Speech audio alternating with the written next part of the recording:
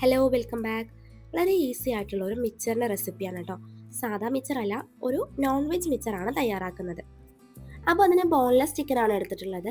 അതിലേക്ക് ആവശ്യമായിട്ടുള്ള മഞ്ഞളും ഉപ്പും വെള്ളം ഒഴിച്ച് കുക്കറിൽ ഒരു വിസിലൊന്ന് കൂക്കിയെടുക്കാം. ചിക്കൻ പകുതി വെന്താൽ മതി. ഇനിയിപ്പോൾ ബീഫാണെങ്കിൽ 4-5 വിസിൽ വേണ്ടി വരും.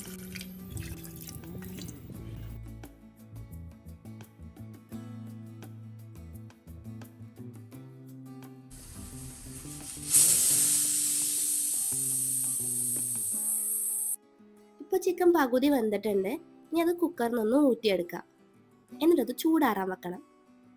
ചൂടാറിയതിനു ശേഷം ഇതുപോലെ ചെറിയ ചെറിയ പീസായിട്ട് പിച്ചിയെടുക്കാം. മിക്സിയിൽ ഇടരുത്, മിക്സിയിൽ ഇട്ടാൽ നല്ലോണം അരഞ്ഞു പോകും. നമുക്കിങ്ങനെ നൂല് പോലെയാണ് വേണ്ടത്.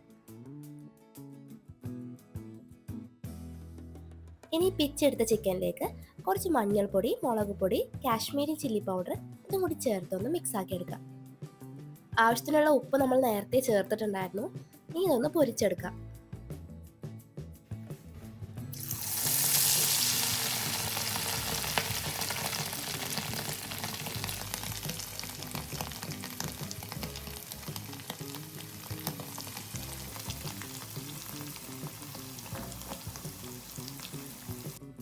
വളരെ ചെറിയ ചെറിയ പീസ് ആയതുകൊണ്ട് തന്നെ പെട്ടെന്ന് ബ്രൗൺ കളർ ആകും. അപ്പോൾ പെട്ടെന്ന് തന്നെ കോരി എടുക്കുകയും ചെയ്യാം. മുഴുവൻ ചിക്കനും ഇതേപോലെ തന്നെ പൊരിച്ചെടുക്കുക.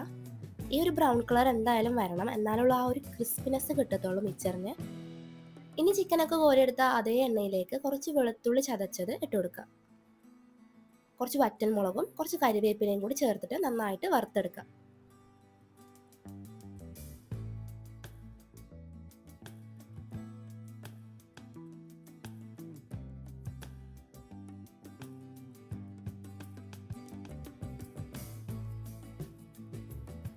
ഇനി അതും കോരിയെടുത്ത ശേഷം അതേ എണ്ണയിലേക്ക് തന്നെ കുറച്ച് കടല ഇട്ട് കൊടുക്കുക. ഏത് കടല വേണമെങ്കിലും എടുക്കുക. നമ്മളിവിടെ എടുത്തിട്ടുള്ളത് പൊട്ടുകടലയാണ്. ഇഷ്ടമുള്ള കടല എടുക്കുക കേട്ടോ. കടല ചെറുതായിട്ട് കളറൊക്കെ മാറി വരുന്ന സമയത്ത് കോരിയെടുത്തിട്ട് മാറ്റി വെക്കാം. ഇനി നമ്മൾ കോരിയെടുത്തതെല്ലാം കൂടെ കൂട്ടി ഒന്ന് മിക്സ് ആക്കി എടുക്കണം.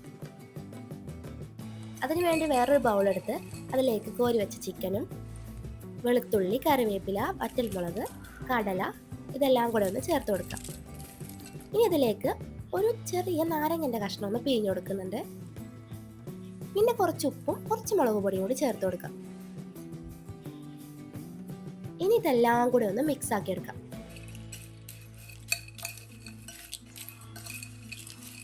അപ്പോൾ നല്ല അടിപൊളി ടേസ്റ്റുള്ള ചിക്കൻ മിച്ചർ റെഡി ആയിട്ടുണ്ട്.